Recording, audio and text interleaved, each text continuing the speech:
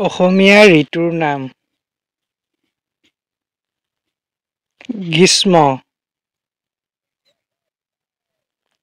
বৰ্ষা, শৰৎ, হেমন্ত, শীত, বসন্ত। অসমীয়া ঋতুৰ নাম: গ্ৰীষ্ম, বৰ্ষা, শৰৎ,